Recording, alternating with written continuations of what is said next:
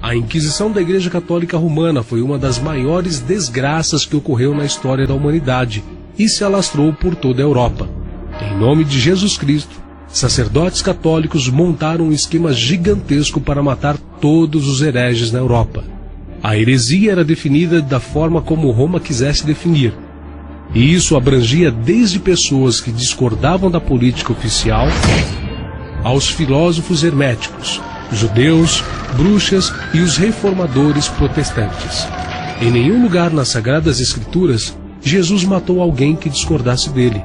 Tampouco ensinou que seus seguidores fizessem isso. Nenhum dos apóstolos deu essa instrução no Novo Testamento. Porque o Filho do Homem não veio para destruir as almas dos homens, mas sim para salvá-las. Os inquisidores católicos levavam a vítima ao ponto da morte muitas vezes, e depois paravam a tortura, de forma que a vítima revivesse, e depois pudessem ser torturadas novamente. Durante a atuação da Santa Inquisição em toda a Idade Média, a tortura era um recurso utilizado para extrair confissões dos acusados de pequenos delitos até crimes mais graves. Diversos métodos de tortura foram desenvolvidos ao longo dos anos.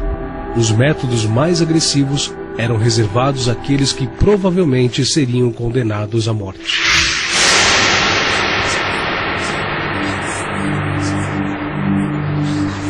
Pesquisando os instrumentos e formas de tortura empregados pela Inquisição, percebe-se que esses não diferiam em nada daqueles empregados contra os mártires da Roma pagã. Os mártires eram suspensos por um pé ou por ambos e crucificados, e as mulheres eram suspensas pelos cabelos. Outros eram suspensos pelos pés com uma grande pedra presa ao pescoço, ou então cobertos com mel, presos a estacas fixadas no solo e expostos ao sol para serem torturados por moscas e abelhas.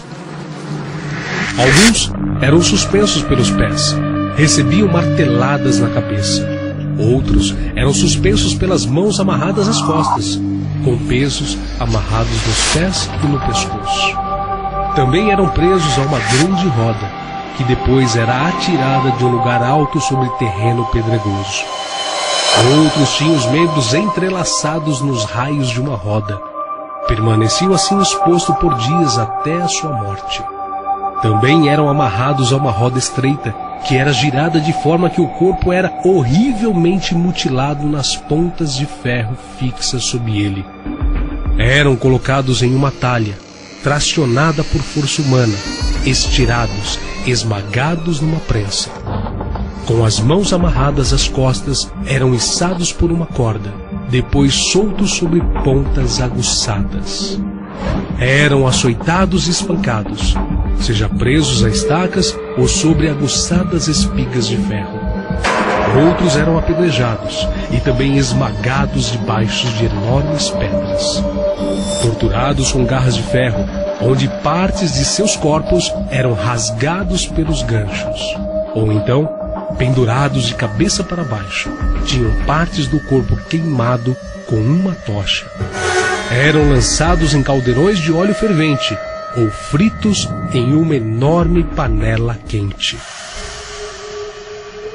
Eram colocados sobre uma grelha de ferro e assados, ou dentro de um boi de bronze sobre o qual era acesa uma fogueira. Outros tinham os olhos e a boca queimados com fogo. Outros eram forçados a sentarem nu sobre uma cadeira de ferro incandescente. Também eram forçados a caminhar em cima de brasas, enquanto chumbo fundido ou outra substância corrosiva era derramado sobre suas cabeças. Lançados num buraco cheio de brasas, queimados em estacas, jogados dentro de uma fornalha. Uns eram apunhalados, outros tinham os membros amputados um por um até a morte. Decapitados com espadas ou machado, perfurados com uma lança. Outros eram usados como cobaias para alvo de arqueiros. Encerrados ao meio, golpeados na cabeça, braços e pés amputados. Traspassados com estacas pontiagudas, a barriga era aberta e as vísceras arrancadas. esfolados vivos. Uns eram presos pelas pernas aos topos de 2 árvores vizinhas, curvadas, que eram soltas em seguida. Outros eram perfurados com espinhos debaixo das unhas dos pés e das mãos.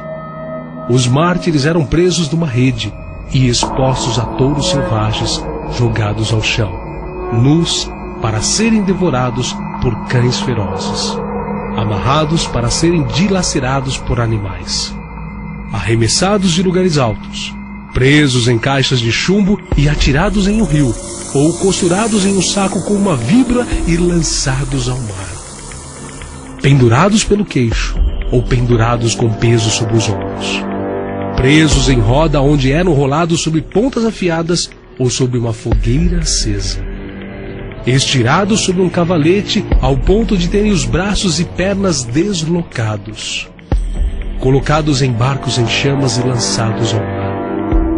As mulheres tinham os seios amputados, os homens a língua cortada, os dentes arrancados ou o olho perfurado. Outros eram presos nus em cavalos indomados e arrastados sobre terreno pedregoso. Também eram enterrados vivos completamente ou até o pescoço.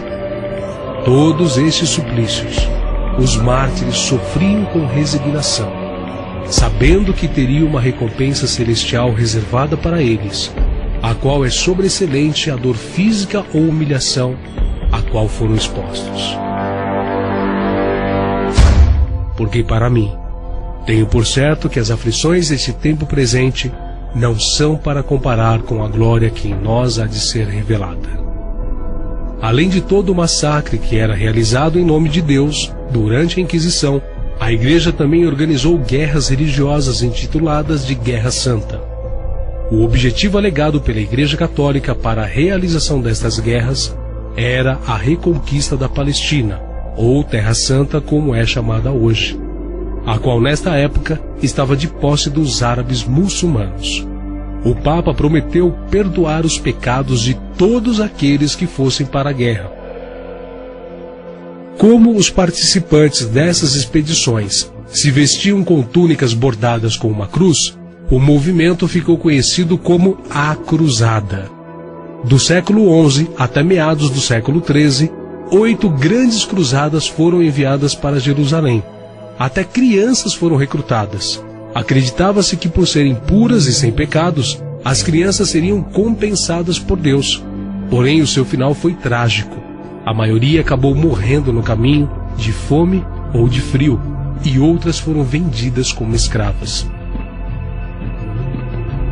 Em inúmeros aspectos, as cruzadas foram um desastre. Todas falharam.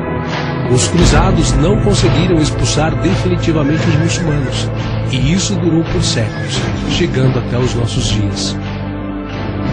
Diante de Pôncio Pilatos disse Jesus: "O meu reino não é desse mundo. Se o meu reino fosse desse mundo, lutariam os meus servos."